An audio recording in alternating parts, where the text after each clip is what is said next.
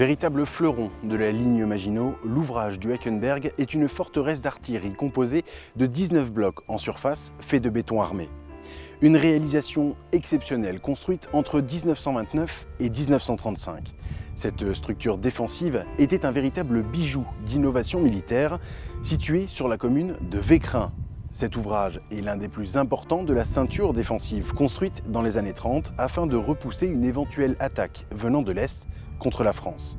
Aujourd'hui, l'ouvrage du Hackenberg demeure comme l'un des plus importants témoins de l'histoire militaire du XXe siècle. Alors, quelle est son histoire? Comment était-il organisé? Et quelle fut son utilité? C'est ce que je vous propose de découvrir tout de suite.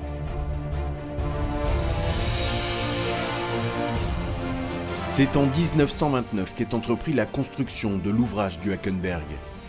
Le gouvernement français a débuté l'élaboration d'une ligne de fortification moderne en béton armé et dotée d'un armement dernier cri. Cette ligne s'étend sur plus de 700 km à travers le pays. Un projet initié par Paul Painlevé, mais le nom de cette barrière défensive lui vient du ministre de la Guerre, héros de la Première Guerre mondiale, qui fera voter la loi de financement. La ligne Maginot sera dotée d'un budget colossal de près de 3 milliards de francs. Un chantier pharaonique qui emploiera jusqu'à 20 000 ouvriers durant plus de 6 ans. Alors nous sommes à la fin de la Première Guerre mondiale. On vient de perdre 1 200 000 tués dans les tranchées, 4 millions de blessés, de défigurés qui hantent nos sanatoriums et nos hôpitaux.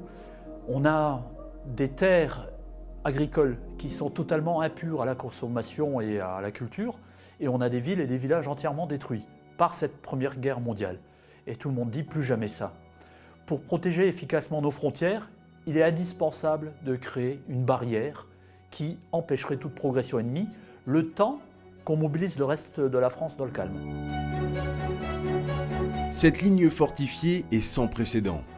Et parmi les constructions de béton armé qui voient le jour, certains ouvrages se détachent des autres par leur importance, leur force de frappe et leur conception. C'est le cas du Hackenberg. Avec 19 blocs, dont 15 de combat, l'ensemble de la construction est impressionnante.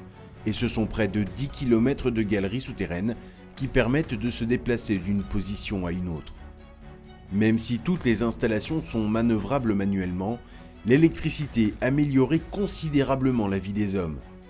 Éclairage, ventilation, monte-charge, tourelles, tramways souterrains servant au transport des munitions, autant d'installations qu'il vaut mieux alimenter en courant en cas de coupure du réseau civil extérieur. Pour cela, 4 groupes électrogènes sont installés, chacun composé d'un moteur diesel de 350 chevaux, couplé à un alternateur et à un groupe auxiliaire. Il y a eu des fortifications de tout temps, les générations ont évolué, et là, cette fortification-là, elle bénéficie d'une nouvelle technologie qui est liée à l'électricité. Ça transforme tout, ça va permettre de mettre en route des trains, des monte-charges, des tourelles, qui vont faciliter la vie des hommes. On n'a pas autant de soldats que lors de la Première Guerre mondiale, il nous en manque des hommes. Culminant à 345 mètres d'altitude, la puissance de tir du Hackenberg lui permet de défendre une partie du secteur fortifié de Thionville, situé à une dizaine de kilomètres, mais également celui de Boulay. Une puissance qui permettait donc également de défendre l'industrie mosellane très importante, implantée tout autour du fort. On a la volonté ici de protéger ce qui est le nerf de la guerre de l'époque, c'est donc nos industries, les mines de charbon d'un côté, du côté de Saint-Avold, de Argarten aux mines, Boulay, et de l'autre côté des mines de fer, dans le pays thionvillois, ainsi que nos hauts fourneaux. N'oublions pas que toutes ces industries avaient été annexées en 1914, dès 1870 à l'Allemagne, et on veut protéger ces territoires qui sont redevenus français en 1918 pour éviter une nouvelle invasion. Et c'est aussi une guerre économique. On protège littéralement notre industrie et nos puits de mines. Lorsque la guerre est déclarée, l'ouvrage du Hackenberg est considéré comme le symbole de la ligne Maginot. À tel point que Winston Churchill, Premier ministre britannique, mais également le roi George VI du Royaume-Uni, viennent le visiter au début de la guerre. Cette incroyable forteresse accueille plus d'1 millier de soldats. Et dans la conception des lieux, la fonction militaire est évidemment omniprésente. On a une quantité phénoménale de munitions. Les dépôts, tous compris, étaient remplis à la déclaration de guerre et on était prêt à tenir un siège d'au moins 10 jours avec toutes les armes qui tirent sans interruption. Ça n'arrivera jamais dans cette situation. Hein. Nous ne sommes plus lors de la bataille de Verdun et des 300 jours de Verdun. Plus personne n'a envie de ça dans n'importe quelle armée. Aucun détail n'a été laissé au hasard. Les éléments défensifs sont nombreux.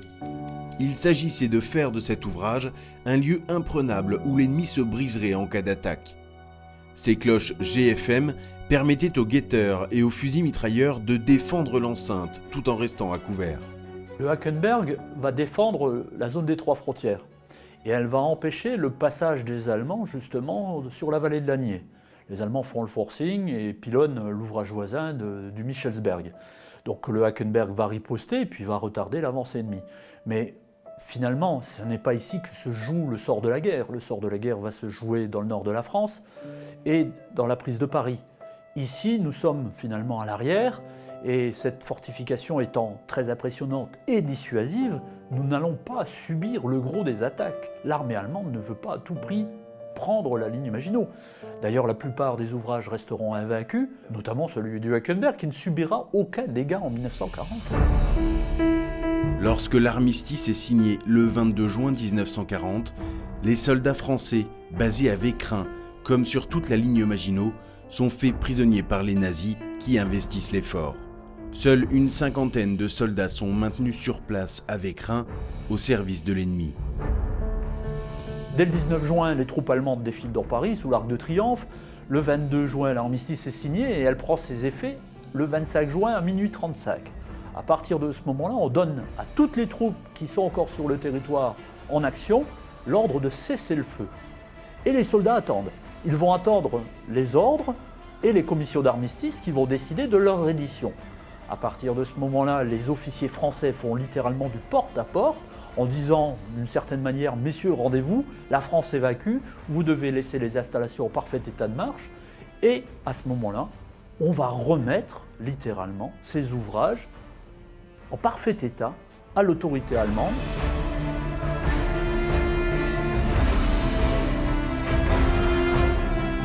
Durant l'occupation, les Allemands transforment le fort en centre de production. Les 4 groupes électrogènes sont démontés et déplacés. En guise de main-d'œuvre, ils réquisitionnent des prisonniers de guerre et des déportés soviétiques. L'ouvrage du Hackenberg, l'une des plus belles prouesses de l'ingénierie militaire française, se retrouve donc aux mains de l'ennemi. En 1944, les Alliés progressent et lorsque les Américains s'approchent des lignes nazies, les canons du Hackenberg se retournent contre eux. Le 15 novembre, les soldats de la 90e division d'infanterie sont repoussés par les tirs en provenance de l'ouvrage du Hackenberg, toujours aux mains de l'Allemagne nazie. Il y a encore une petite troupe allemande qui défend le Hackenberg et qui retarde finalement l'avancée alliée. Ces alliés vont devoir traverser la Moselle à partir du 9 novembre, en face, Cattenom, Malin, Uckange, etc. Et à partir de ce moment-là, ils avancent ici sur les positions qui sont sur la ligne Maginot encore tenues par l'armée allemande, enfin des restes de l'armée allemande. Et avec les pièces d'artillerie de 75, encore une fois dans le bloc 8, qui est pointé sur la Moselle, les Allemands vont se servir des blocs d'observation et vont pilonner cette avancée alliée qui arrive face à nous. Et il va y avoir des pertes humaines invraisemblables, aussi bien le long de la Moselle et sur la traversée de la Moselle dès septembre jusqu'en novembre 1944, mais ensuite ça va se poursuivre jusqu'à la bataille de Bitche en janvier 1945. Et sur l'intégralité de la Moselle, il va y avoir des milliers de morts. Le plus grand cimetière américain, il est à côté de chez nous, il est à Saint-Avold, et c'est là que sont la plupart des victimes de cette Seconde Guerre mondiale du côté américain. En 1945, la guerre s'arrête. L'Allemagne nazie d'Adolf Hitler est vaincue grâce à la mobilisation des forces alliées et de la résistance française. Remis partiellement en état dans le cadre de l'OTAN, L'ouvrage est entretenu par l'armée française jusqu'en 1970. 5 ans plus tard, en 1975, il est confié à l'association Amis Fort Vécrin. L'ouverture aux visiteurs est faite dans la foulée. Et rapidement, le Hackenberg devient l'un des ouvrages les plus visités de la ligne Maginot. À force d'avoir travaillé avec une association motivée de plus de 40 bénévoles, alors en 45 ans bien sûr c'est des centaines de bénévoles qui se sont relayés bon an mal an pour entretenir les lieux. Ce que vous voyez aujourd'hui n'a rien à voir avec ce qu'il restait du Hackenberg à l'époque. Il était littéralement pillé. On a réhabilité les lieux, on les a rafraîchis, on les a nettoyés, on a remis en route le train électrique. Et ces bénévoles, progressivement, se sont professionnalisés aussi, avec les techniques modernes de visite. Mais je veux dire, l'importance était de faire un parcours où les gens ne se voyaient jamais.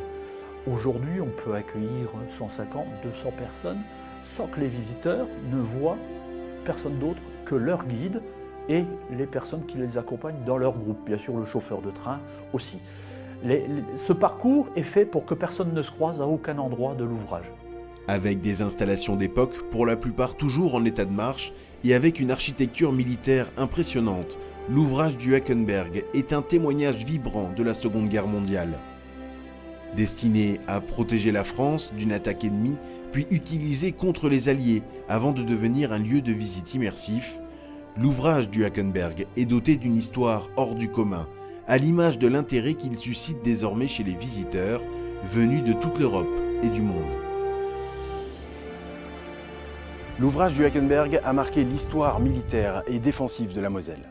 Avec plus de 30 000 visiteurs par an, son histoire et sa mémoire est aujourd'hui entretenue par l'association Amis Fort Vécrin qui n'a de cesse de présenter toutes ses spécificités et ses installations.